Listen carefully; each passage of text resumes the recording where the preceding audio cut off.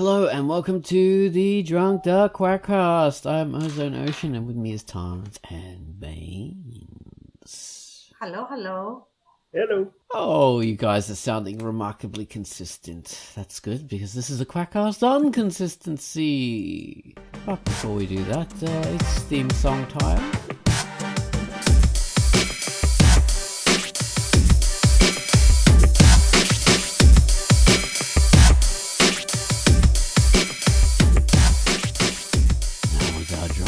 Theme given to us by Gum Wallace, of course. And now we're going to talk about our topic. Well, we're not really going to talk about that. We're going to do the featured comic first. So, yeah, guys, I'm going to introduce the featured comic. And the featured comic is Pipeline Lizards. So, Quackcast, tell us about Pipeline Lizards. Hello, this is Quackcast, and the feature I've selected for this week is Pipeline Lizards by Pipeline Lizards, and it is rated E for everyone. 4 lizards, Sulky, Laxton, Dodo, and Flags, have been wandering through a forest joined by Mub, a mama cat with a very hostile opinion of leopards. One evening, while Sulky and Mub slip away from the group to collect provisions and 2 kittens, back at Mub's treehouse, the remaining lizards are kept occupied by reciting ghost stories, aka stories told by really transparent entities around a fire. It does not take long for the local leopards to figure out the source of the recent negative backlash against leopards, which leads to a chase involving seafaring adventures in shark-infested water and making deals with a mystery man named Kachanko. The color palette fluctuates between cool colors for nighttime scenes and warm colors for daytime scenes, highly dynamic action shots, and stylistic character designs. Wave the purple flag of rebellion and read Pipeline Lizards by Pipeline Lizards, rated E. That was Pipeline Lizards, and that was Quai chatting about that. Okay, now it's time for our featured music. Gum Wallace did not give us a theme today. Oh my god, he's been remarkably inconsistent recently. But that doesn't matter because he's given us like so many of these things. So I'm going to give you a best of. And the best of this week is the theme to Charby the Vampirate. And the only comments I have written in my notes for this one is vampiric organ. Since I didn't used to write very much for the intros back then when this music was first debuted. But it's a good one. It's a classic one. This is a real Gum Wallace classic. And of course, Charby the Vampire is a real Drunkduck classic. So I hope you enjoy this theme to Charby the Vampire.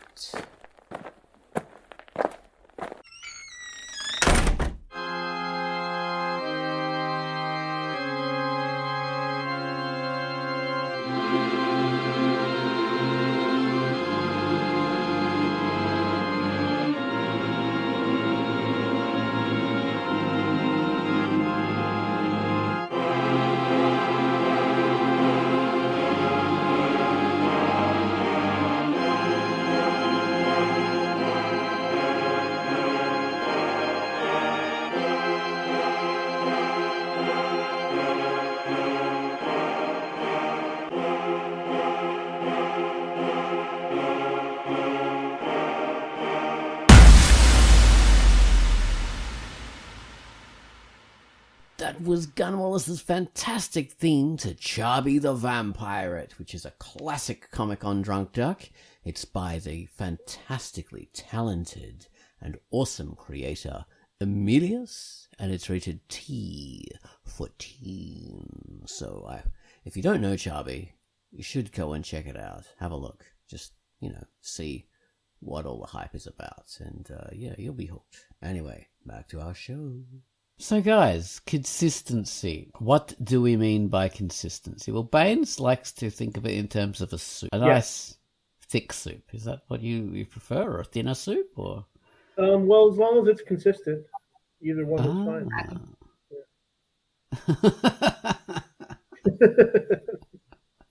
You don't want to stick your spoon in, have a nice chicken broth, and then stick it in again and pull out like a wood screw or something. That's not good. I would say so. Yeah. That would be rather unpleasant. Have you experienced that? Similar. I've probably told my story about the finding a nail in a cookie. Someone Oh, no. I must have told that story here before. Never.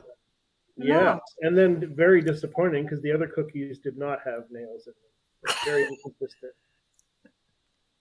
Damn. Not good. Yeah.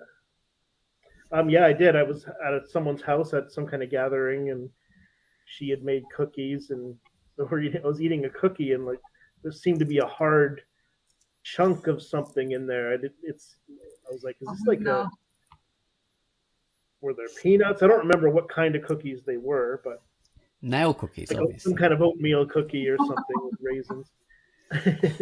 And so I'm having trouble chewing this thing, so I finally sort of surreptitiously pull this piece out of my mouth, and it's this huge bent, rusty nail. Oh no! Oh my God! Yeah, I'm amazed I didn't cut myself And your teeth. and my teeth. Yeah, so I was Crunched your fine. teeth.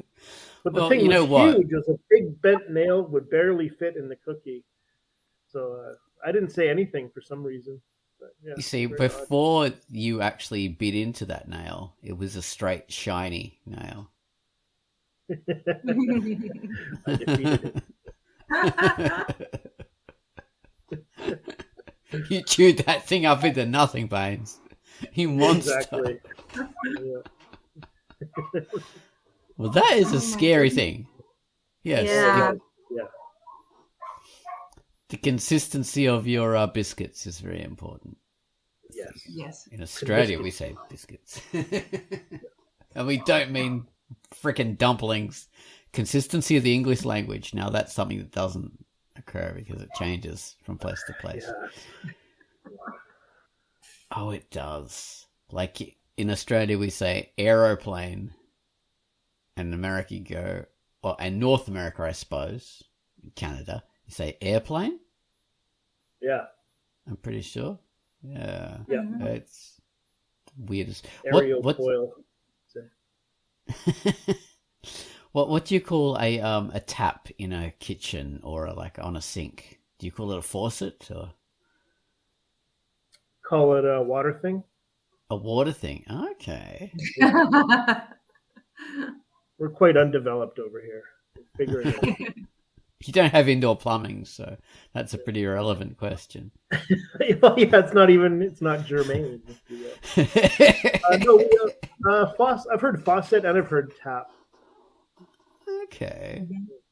Is it gas or petrol? Gas.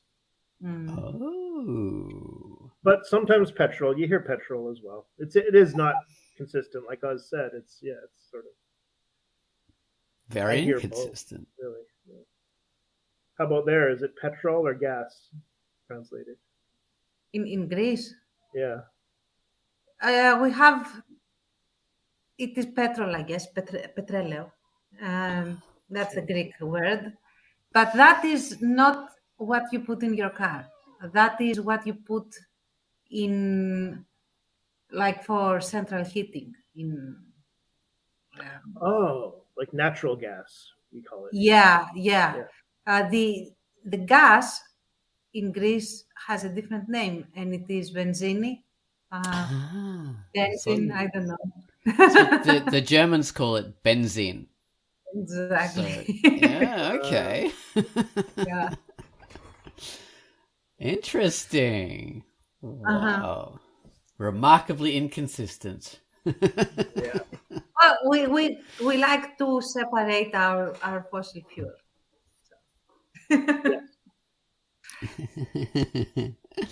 So yeah, How about there, Oz? consistency. Is it petrol? Petrol Petrol, sounds yeah. Australian. Yeah. I mean, because we come from the British tradition, because we were a British colony until like forever, and we're still like a part of the Commonwealth. I mean, Canada is as well, but less so than Australia. Isn't Yeah. tomorrow Canada Day? It is. Well, 2 days. It's 2 days away from this recording. Yeah. Yeah. God. Oh, Canada. and that's all I know.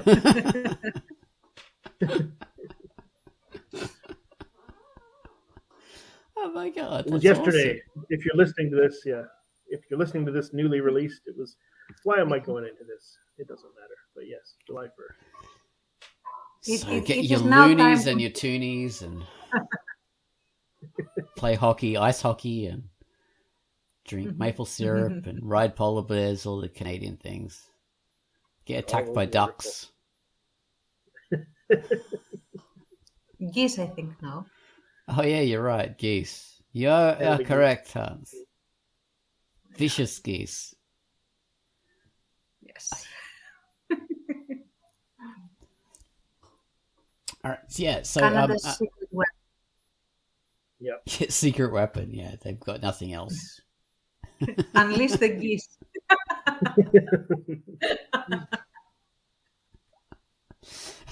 Yeah, it's like the real version of that whole Unleash the Kraken. Yeah. Unleash the geese. Yeah.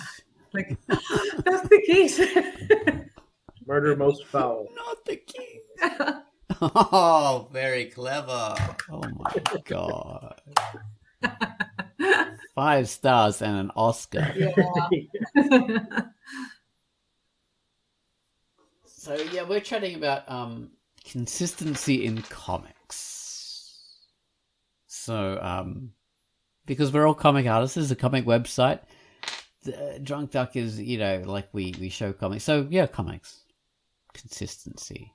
And there's all kinds of different levels of consistency. There's consistency in style of your writing, consistency in style of your artwork, consistency in like layouts, consistency of like props from panel to panel. Like, is your character wearing a hat in this panel and not in that hat? I mean, not in that panel. Cross belts, if it's like a military comic, some people can get mixed up and they can put them on the wrong side. No one would ever do that. I mean, I would never. Jesus. But yeah, I know someone who does.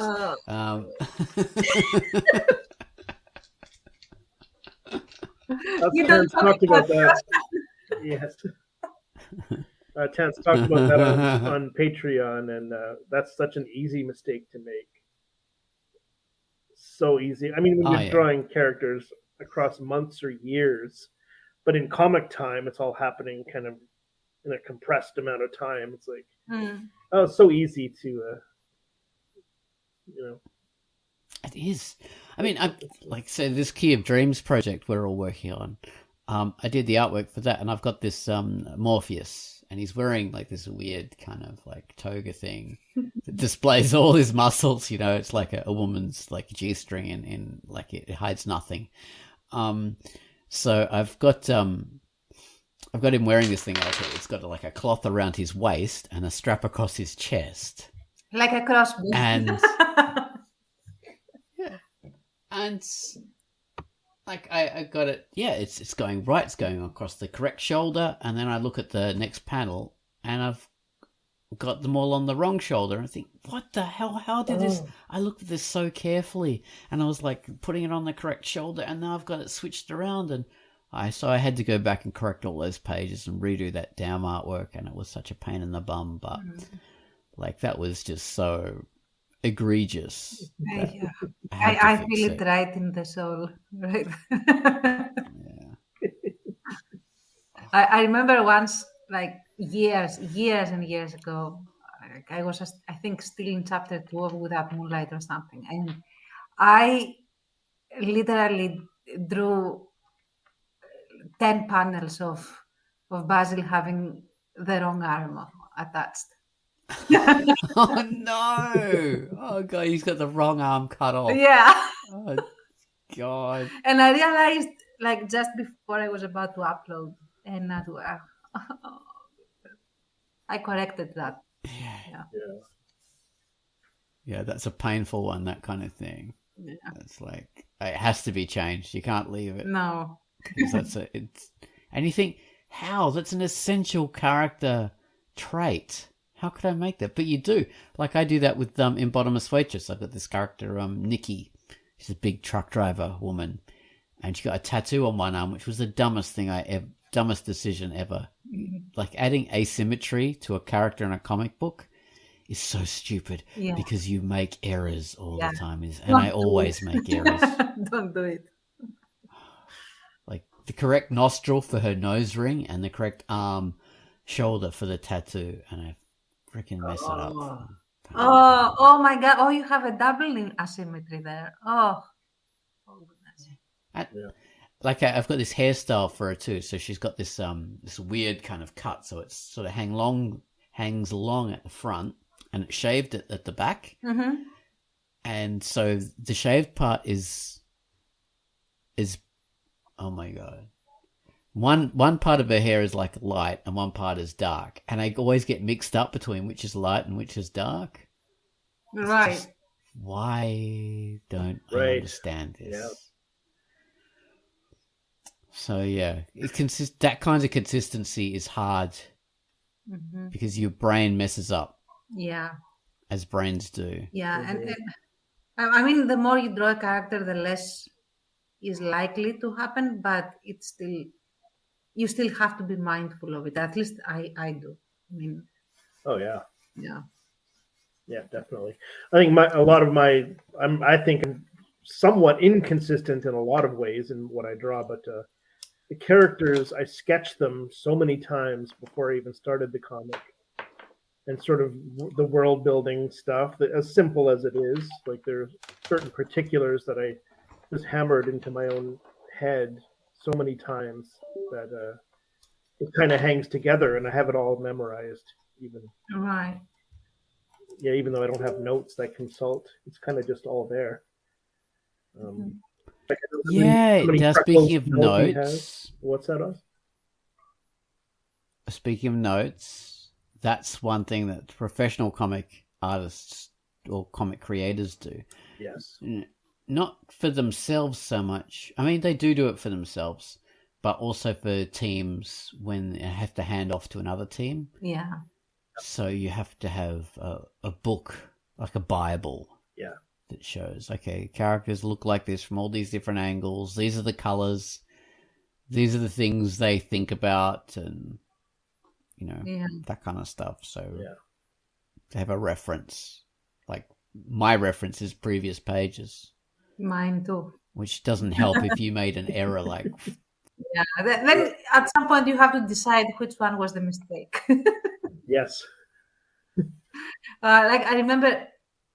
At first, when Fotis first gets his face scars with the milky eye, with the eye I never had an issue. I always made the correct one blind, but the shape and placement of the 3 scars that he has, that was for some reason my brain had issues with it. And if you notice in like the first few pages, like 10 pages or so, which at the time back then, I was not consistent in updating. So that was like half a year. So they sort of play. Like he always does have 3 scars diagonally, but they are completely all over the place on the side of his face. And until I developed this method for how to keep it consistent, which was like, okay, I will first start by drawing the one that goes through his eyebrow and eye, and then I'm going to draw the other 2. And I had like placements, like mental placements of where they should go through. And that's when they became consistent. Before that, but even the drawing I have on my phone, the scars are wrong. Yes. So the anchor scar. The one through the eye is the important one. I mean, that's the one that that's an really important thing. Like, you don't have to do a whole character Bible.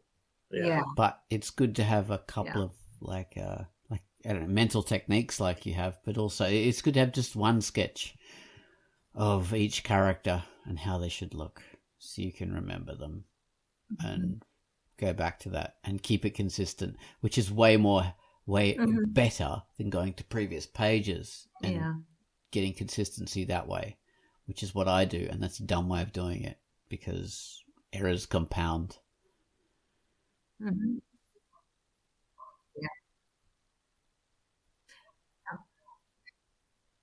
And if you do that, that could also like double as your portrait shot for a cast page. If you want to do like supplementary pages for your comic site and stuff, so can serve multiple purposes. It is a good I idea. will say though, to draw I'll a be pinup of contrarian its and say, in a way. Yes. say in Bottomless Waitress especially, because that's the one I've been drawing most recently, apart from Key of Dreams, is I don't keep the characters consistent in their looks because I like to change. I like the characters to grow and to change a bit, and having them change a bit sort of introduces like a bit of, makes it a bit more organic and makes it a bit more real to me. So, and they have changed quite a bit. And being too consistent, going back to a Bible, would prevent that kind of growth and prevent that kind of organic aspect to it. Like they'd be like the Simpsons or whatever, you know. The Simpsons did change from the beginning, but after the first like 2 years or something, the Simpsons have been the same, you know, like forever. But say, I like my characters to evolve.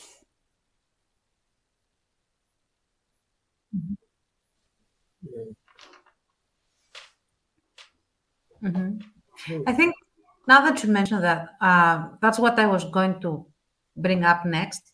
Is that if you have, it depends on what kind of comic you have. If it is like, for example, like Garfield, like a gag sort of comic that depicts like little snippets of a gag, then maybe you do want to keep them religiously consistent. But if you have a linear like story that is what progresses, you do want the character to sort of progress with it a little bit.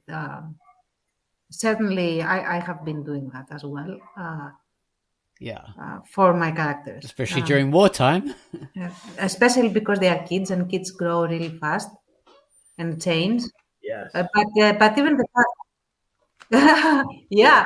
and I want them to change, like to have features that remain consistently their age, but their expressions and how their skin creases in a way when they have these expressions makes them look older, unless they have like this small little window of being kids again and then they look their age.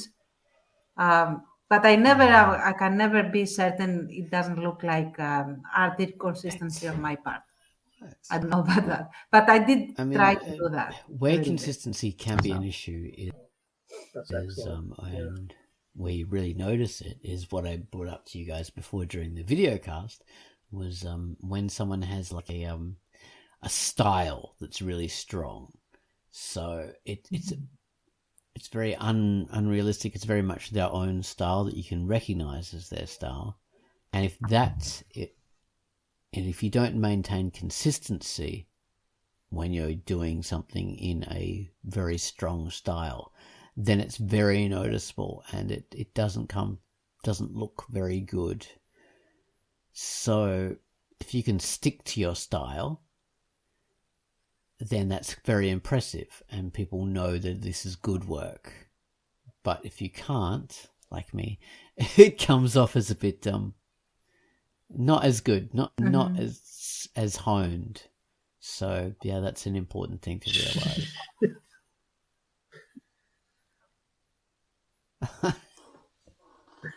I don't think people looking at your work would agree. Exactly. Like, as a brilliant artist. When I look at while my he was work, saying I that, see- we were eye rolling. Yeah. Like,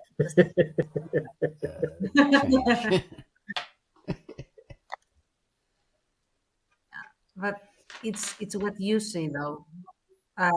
People don't see that, and that's another thing. Others are not going to look where we are looking. Like we know where the little flaws are, but someone that comes to read your comic just wants to read the comic will not stop to focus on, oh, let me see, is the nose exactly the exact proportion that it should be? Are the eyes the exact shape that they should be? You know, they don't do that.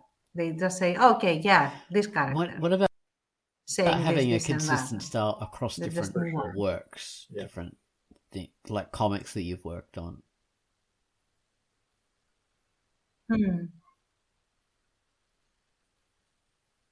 Well, that's because, I mean, in my case, that's the only style I can draw in. Like, I don't have a capacity to switch styles. So,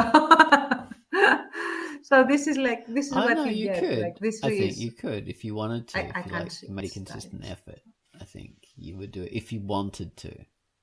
But you've got no reason to do it because you've got a good style and it works for, you know, Verdant and Without Moonlight and Brave Resistance. It is. I mean, you and Pitt took turns doing Brave Resistance, didn't you?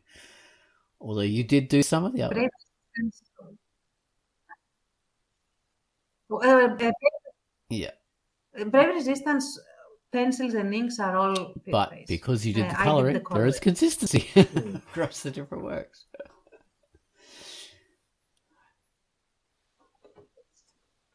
Yeah, absolutely. And your characters look really good. They're like, I could see your style working in a sort of a romantic comedy, or like, you know, a mumblecore comedy, all the way up to like a high fantasy or anything. You would sort of change what you choose as far as camera angles and lighting and stuff, and that kind of stuff.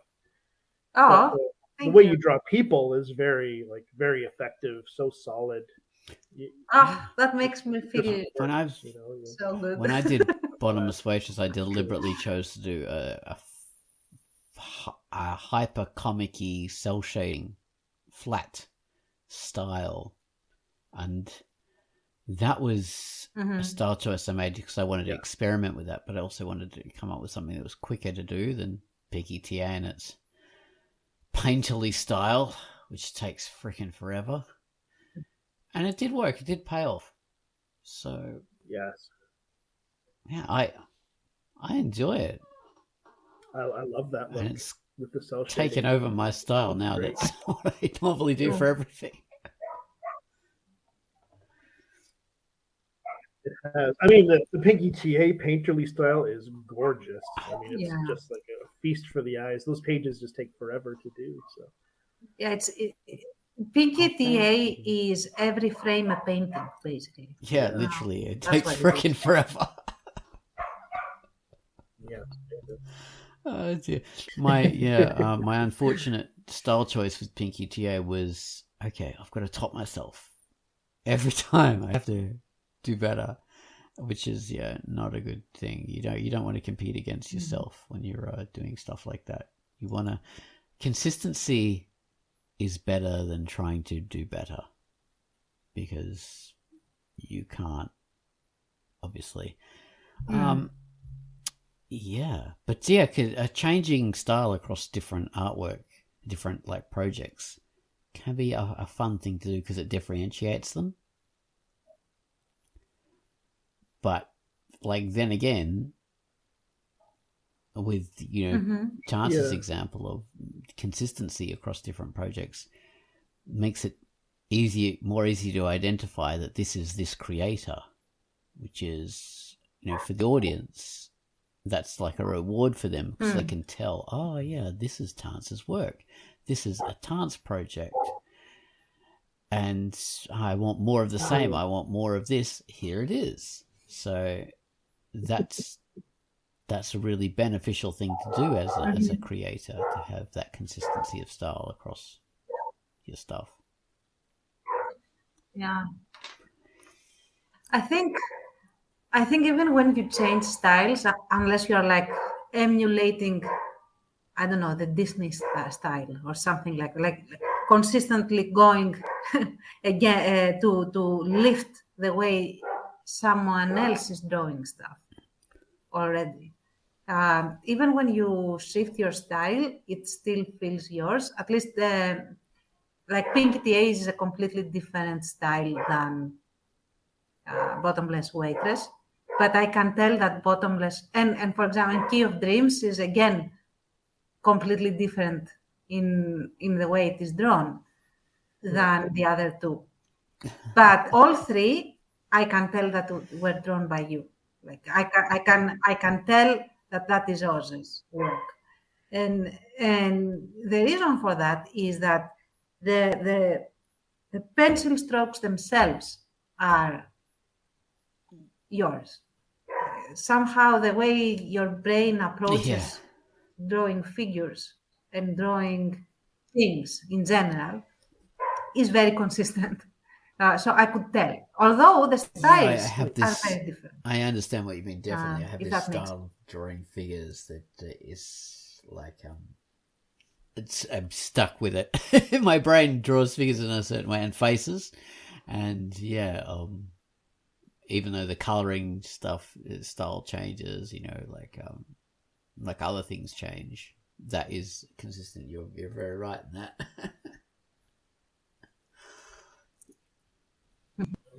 And you're not stuck with it. I like Although it. speaking of Key Honestly. of Dreams, I had a lot of fun being inconsistent in that, because so in this comic you've got like one character manipulating the dream world, and she's changing her appearance in order to create an effect in the other character.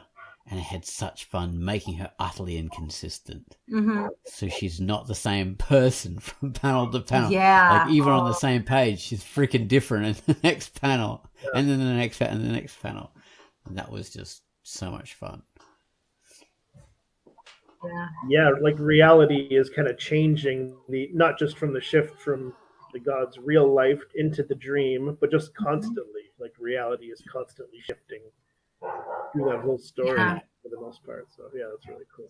It's a gorgeously drawn story, and when the anthology is out, it's a treat, guys. I have to buy it just to look at that. Go get it. But so that changing of style was based on because so Tance had done this fantastic script, then Baines had done these excellent layouts. Doing all the composition and everything, like characterizing Tance's script in the way the characters react and their expressions and everything like that. And then I'd used Baines' style, and I just played off that and exaggerated and turned it into my own like finished drawings. So, and his different expressions and forms, I'd use that as the basis of those weird looking versions of the character. So he's got like a creepy look, or like an innocent look, or a bored look, and I just make the character's whole body transforming into a weird monster who's doing that bored look or creepy look or whatever. So it was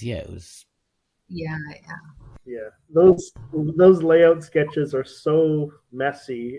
They're probably cleaner than the ones I do for myself for my own comic, but I got to look at them again. I'm sure they'd be hilarious. The layout was great. Honestly, this was one of the funnest collaborations I've had, and the one that is, I think, the most successful. And it has produced this amazing, gorgeous work, and I'm very proud of it. And I will gush about it, and I will not feel self-conscious because the script is mine, because everything has been like infused with you guys, and it's an amazing work. It's complete now. It's finished, although we haven't done a cover. Thrilled to sorry, Baines, what was that? I talked over you. Do we need to? I said, yeah, I'm sorry. I talked over you as well. Just very excited to take part in that collaboration. I think it worked really well. As does Bottomless Waitress with Oz. It's sort of zero stress for me anyway. I hope so. I love doing it. Well. It's very enjoyable. It's just so much fun. And I did a collaboration for the anthology with Gene Joke and David X Okologa. That was the same. It was just so much fun. And then this one was just really so much fun and satisfying too. So. Wonderful. They're a joy. It's amazing. It's amazing. Oh my goodness, I can't wait. We'll have to have a. I can't wait to see the other stories as well, because I haven't seen the other stories really. I have glimpsed at a few, like little treats. I have been enticed with, because that's how Jane Joke just like lured me into like, do you want to? Oh, I was wondering how you thought of. Yeah, I haven't seen any except for the ones I worked on. Yeah, I have seen like not entire stories, just like pages, and it is so promising that it's going to be gorgeous cover to cover. And it's like, yes, It's going to be like 100 pages roughly, right? Or almost 100, I think. Oh, I don't know. I think it's pretty close. We'll talk when it comes out. We'll talk about it on an episode. Oh yeah, obviously. But, we'll have to, and then after Keep Dreams published, we'll have to plan the sequel, where it's all inconsistent. So in typical sequel fashion, Morpheus will be out of work. His wife has left him. His dad will have kicked him out of the underworld and told him to get a job and stop having. Yeah, Mean will be like out of the picture. No one will ever talk about her. There's a new priestess who looks like Mean, and she's called Zine or something, played by a different character. Zine. She's the new love interest. Yeah, and it's the exact same plot again. It's like she again has to teach Morpheus a lesson. I hate that when it happens, by the way. Like, that's not the kind of consistency we want, guys. Not the same plot. Yeah, consistency of story is something that we crave as audiences when we look at sequels, and which we almost never get. The only time we have gotten it, I think one of the reasons why Star Wars was such an amazing success wasn't just because it was the first successful space opera that really did it right, and sci-fi, took the whole thing seriously and did a good job of it. It was the fact that, okay, this is a trilogy that actually is a trilogy with sequels that carry on, which was not something that had existed ever, really. Yeah, and I think like the other two trilogies that three maybe, two, that I consider like consistent, complete storylines. The one is How to Train Your Dragon, and the other one is Kung Fu Panda. I haven't seen 4, and I'm not interested in seeing it. I don't think it's like, that's probably for the kids. Like, these first 3 are the complete story.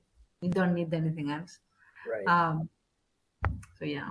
Oh, and I guess Lord of the Rings. Since Star Wars, people have repeated that success. But yeah, before that really wasn't a thing. But even so, even though we've got the example of Star Wars, we've got legion examples of people doing crappy sequels that are inconsistent. Or redo the story over again. Oh, yeah. Because, there's reasons for that. We won't go into that. There are many, many reasons that there is inconsistencies in sequels. And that's outside our purview, because that's not webcomics. But how would you rank the type of consistencies? For me, the top consistency has to be story. Like, the characters have to feel consistent, and the story has to be that's number one. Consistent. Cause effect. Yeah. Second is for me consistency of character design, so that I can tell who is who.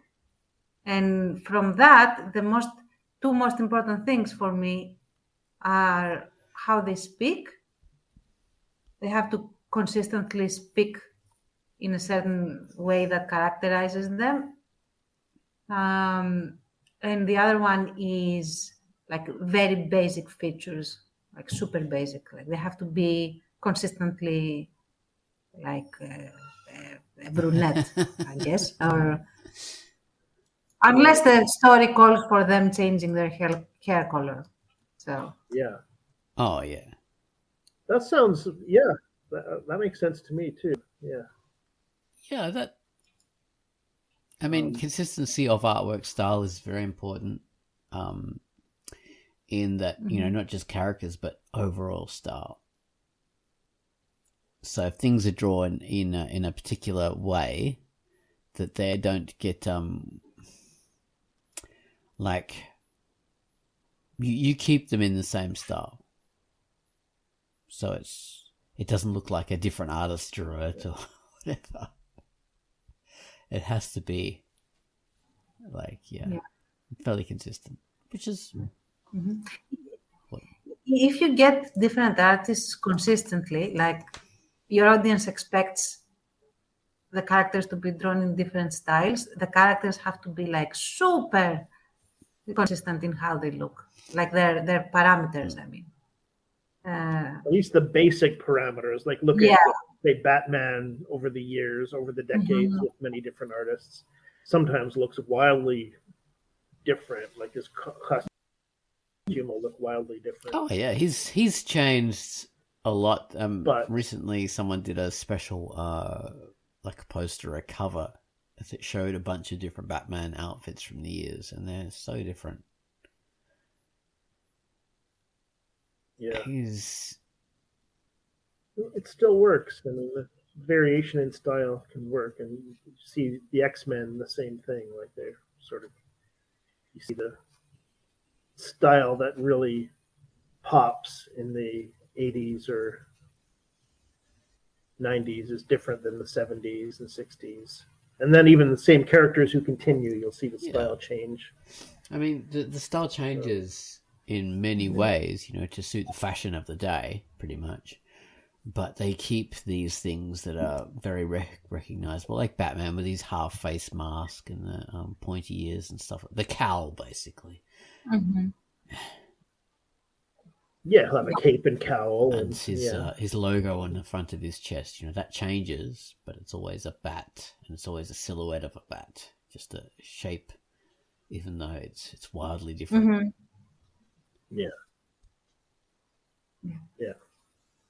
Yeah, I guess it's the same shape, but it's just like how you have a different fonts, but the letters are still the same. Right. It feels like that. The style change. Yeah, and of course the best version was Adam West in the 1960s, I think. Yes. I grew up with Adam West's Batman. Same. So. Loved it. It was, my biggest disappointment in movies was when I saw the Tim Burton film in 1988 or whenever it was. That why is Batman not like Adam West? Why is Adam West in this movie? Why? I like that. I love the movie now. It's amazing. It's so good, but at the time I was so disappointed. Yeah. But yeah, okay. Going back into films again. They're films of comic books. Come on, guys. It's fine to talk about that. Yeah. I mean, styles change over the years to fashion, and that works out as long as there is a certain consistency. Then you can forgive those changes with fashion, as long as people don't go extreme. Yeah, I mean, as long as you're not suddenly, okay, Batman is manga now. That's just how it is. Then that would be a bit of a bridge too far. I mean, it should. Yeah. Maybe. I mean, even that might work. It would be if you changed like the core of the character, that it could go bad. I think more than any style. Yeah. I mean, I'm not saying changing Batman to manga would be a good idea. Probably wouldn't. But Yeah, I'm generally of the philosophy that you can make anything work if you are accomplished enough, but you would have to be like very accomplished to make that work. Right. uh, yeah, And so when I I wouldn't say recommend making it. Batman manga, not for one issue, I mean making him manga just from now on. Just changing it, yeah. Okay, Batman is manga Across the now, board, forever. Yeah, that would work about as well as yes. Shira. Oh my god, less said the better. Right. Yes. Though I have to say, given like I don't know if you caught that, but there was like a newer version of Thundercats that was uh, manga-ish, and it worked. It was very nicely, very adapted. I think, So that worked. I think it really comes down to and also I how think they that was make helped it by the fact happen. that the original So. Thundercats was already drawn. I mean, drawn actually by either Japanese artists or Korean artists anyway, so it was already had that in its DNA. So Yeah. Yeah, that's also a point. it had Asian parents.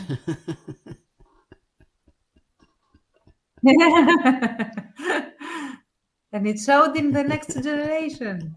So yeah. So yeah, I mean, consistency.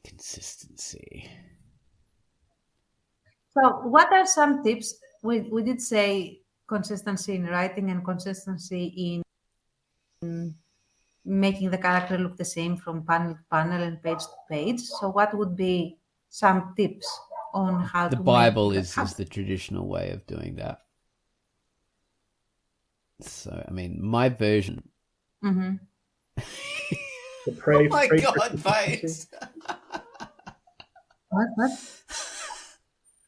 What did he say? I didn't catch that. I What? said Oh pray my for god, you consistency. bastard. Yes.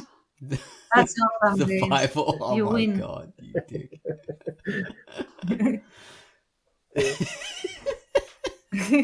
Yeah, a character Bible, I should say. Oh,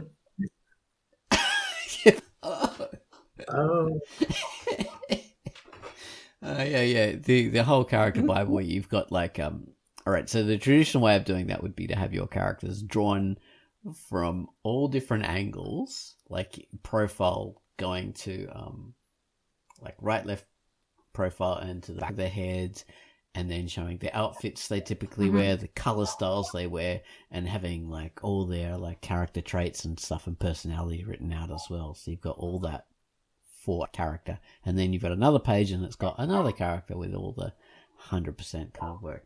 But for a webcomic artist, doing that is basically doing the same work as like a 10-issue webcomic. So why would you ever bother putting that much work into a freaking thing?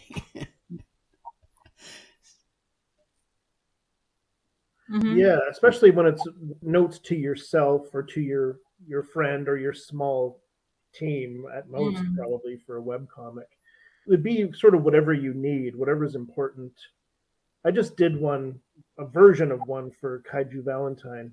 I was saying on the Patreon video that I reached a point where I was naming some side characters. So I named them and the name was mentioned in the comic. And then I realized later that I had named them already, different names, many pages ago. And one of my important side characters had a completely different name when she was introduced. So I had to kind of go correct the mistakes I could find.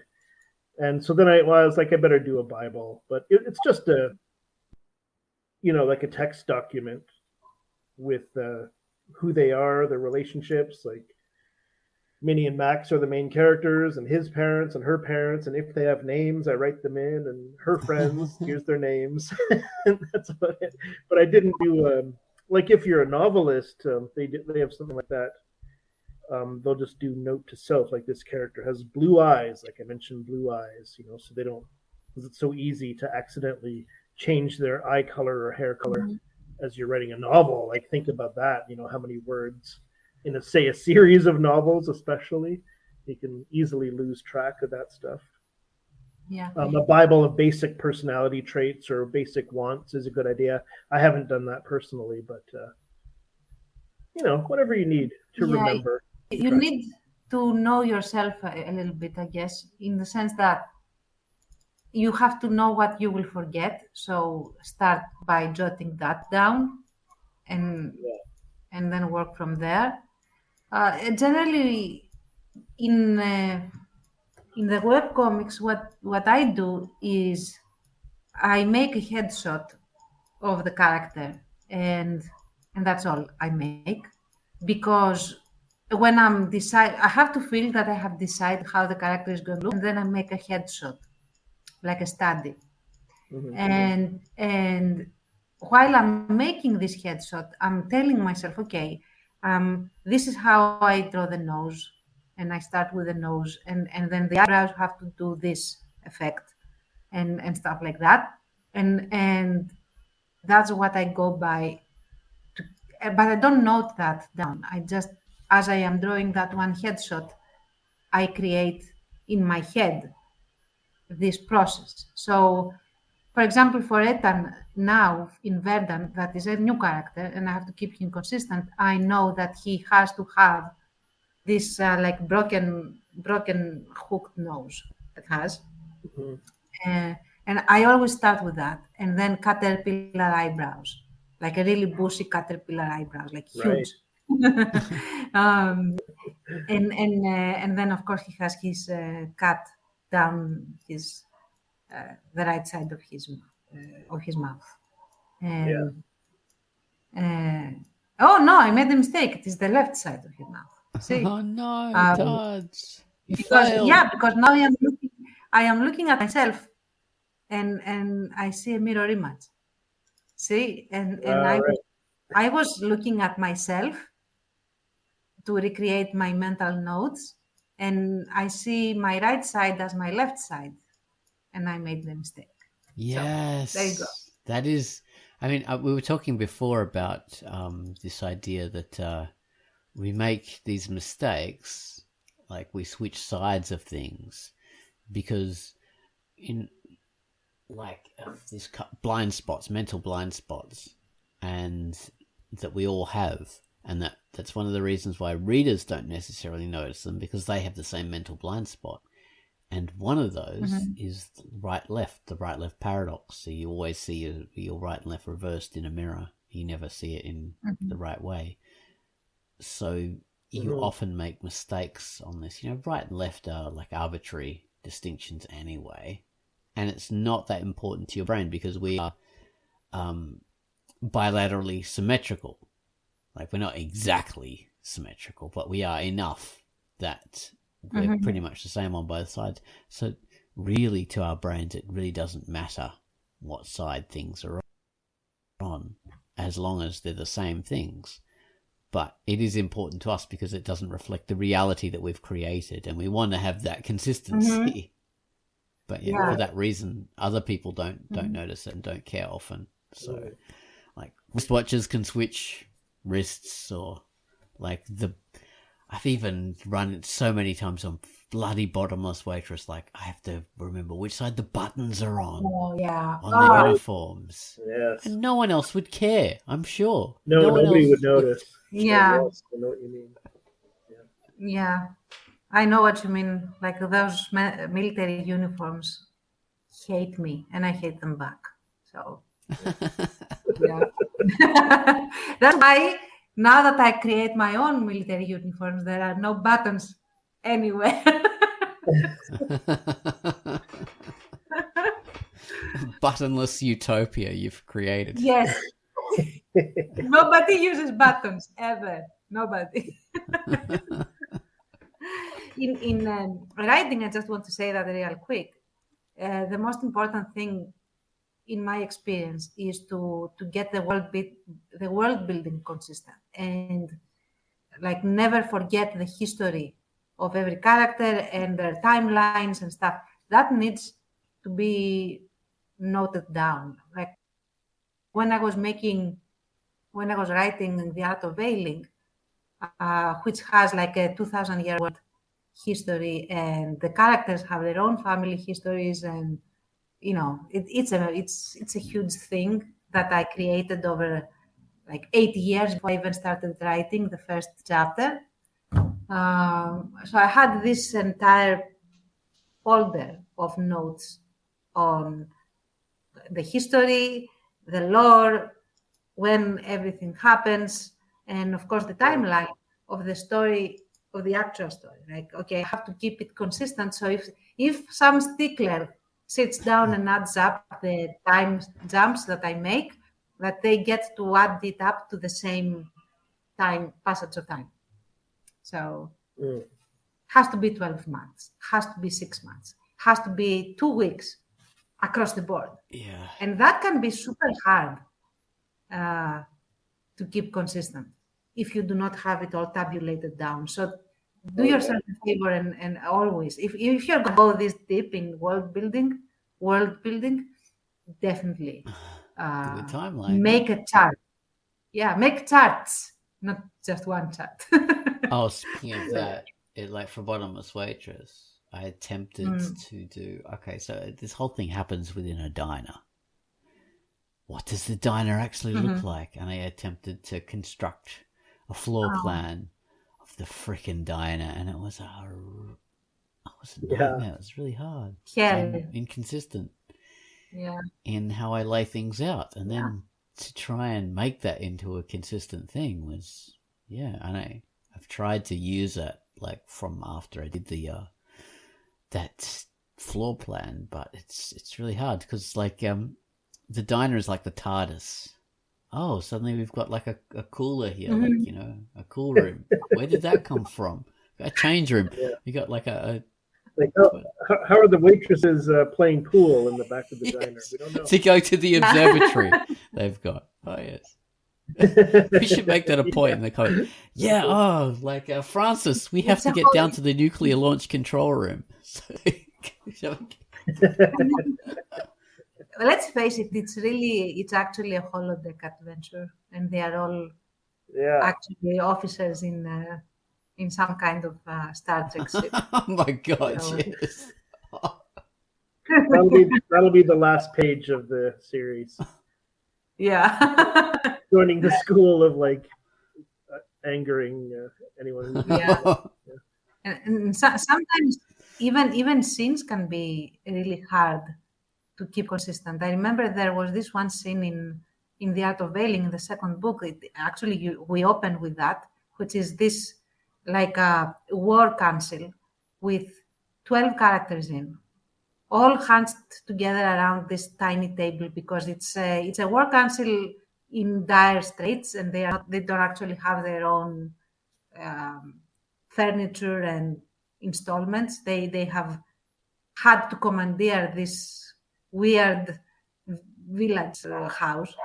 So imagine you have 12 characters all cooped up together around the table, and I actually drew a diagram of who was sitting next to whom, because that was super important about how and who could see the map, because they were like, think a small coffee table with a map draped over it like a tablecloth, and that's all they had to work with. So it's like, who can see the map, who can't see the map and is getting frustrated, who feels that they have been slighted in the sitting positions, and all of that. Oh yeah. And this because they are all like generals and royalty and stuff like that, and they are all like. And that was important because these were real people, and this was a thing that actually happened.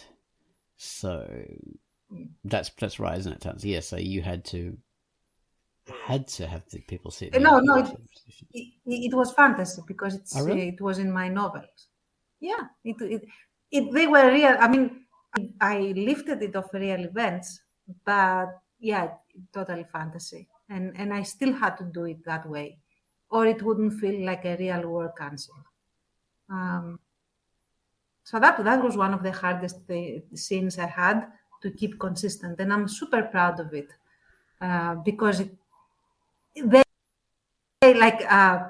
we have a point of view of the main character that is like a young girl that grows with the story, and she walks into this work council and is just looking like she's watching a tennis match at times, not all the times, and she always notices things consistently, and I'm so Sorry, proud I of got this confused Nice. with Without Moonlight. her.